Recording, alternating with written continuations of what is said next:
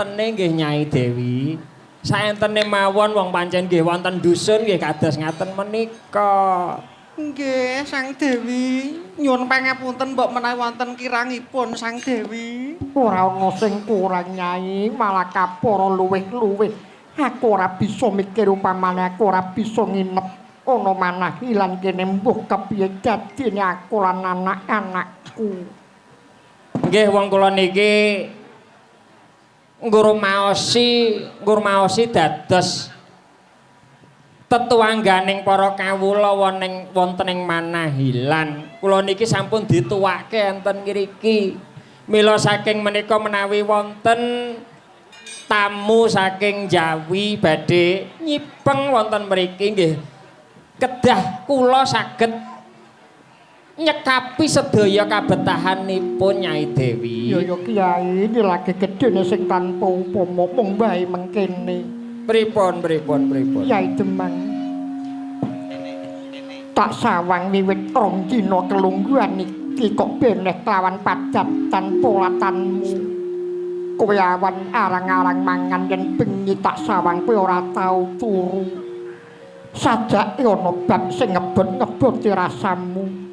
Kiai, yen to pancen kowe mikir abot banjur sing kok pikir kuwi apa morenggah kandhak nombok menawa aku kelawan anak-anakku.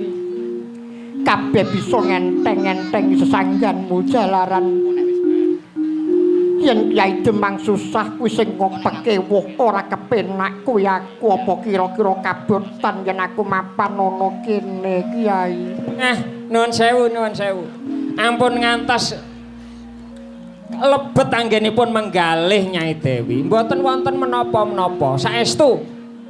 Mboten wonten menapa-menapa lakar kula menika sampun sepuh. Nyatanipun menika inggih wonten Karang Padusunan. Mbok bilih saben dintenipun menika nggih wonten ewa-ewan nggih sok kala mangsanipun seneng, sok kala mangsanipun susah menika sampun limprah Nyai Dewi. Nyai Demang. Wonten dawuh. Janjane nang apa Nyai? Ngeten lho Nyai Dewi. Nyi. Terus pundi? Kowe arep ngomong apa? Nggih, matur menapa wontenipun to Ki Demang? Ora kena. Loh, Ora kena, kowe ora kena mikir apa-apa. Mung bakune ngene. Nuwun sewu Nyai Dewi. Kepiye Kiai? Panjenengan sampun kraos wonten mriki. Aku wis kerasan mapan ana Manahilan.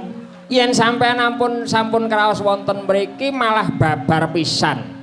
Kula pasrahaken Manahilan dumateng Paduka kaliyan ingkang putra. Ngoten. Kiai, Pripun? persajan wae luwih becik kowe kandha apa anane, kowe ngendika apa anane jalaran para sepuh wis padha paring dawuh. Pripun? Yen wong jagongan kowe luwih saka setengah dina tegese wis manjing dadi kulawarga Kiai. Dadi aku nang kene wis sawetara wektu aku iki dudu wong jaban rangkah, aku iki klebu kulawarga Manahilan. Wong ngoten. Morenggah kowe prasaja wae ya Kiai. Nggih. Ning nyuwun pangapunten mila kula kala wau sampun matur kalian Paduka Nyai Dewi.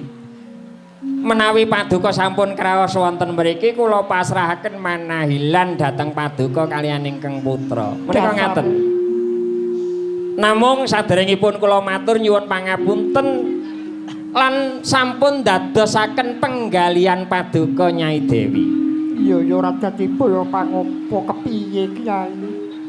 Manahilan menika ke bawah karaton Ngeka Cakra. Iya.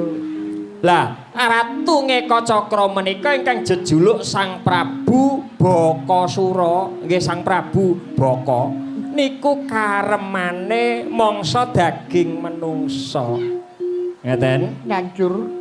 Lah, saben 5 dina pisan tetuangganing para kawula menika kedah saged nyowanaken asok bulu bekti wujudipun menungsa kangge daharanipun Sang Prabu Baka. Lah mongko dinten menika giliran Manahilan kula kedah saged nyaosaken salah setunggal warga kula pasrahaken dhumateng Prabu Baka. Namung arah dene kula menika sampun dipun tuwakaken wonten mriki ampun ngantos kula menika ngurbanaken kalian warga Manahilan prayogi kula kalian kulawarga kula kemawon ingkang badhe kula pasrahaken pejah gesang kula Nyai Dewi. Apa ya ngono Nyai? Nggih, leres menika.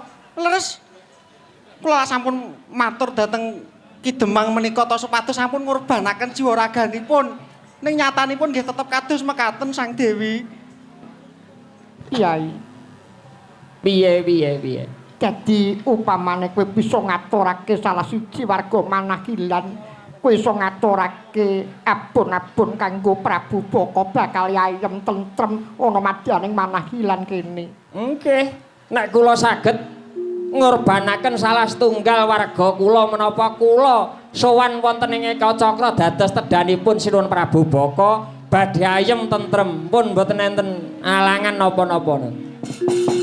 Wenes dening Ludira kang wang jagono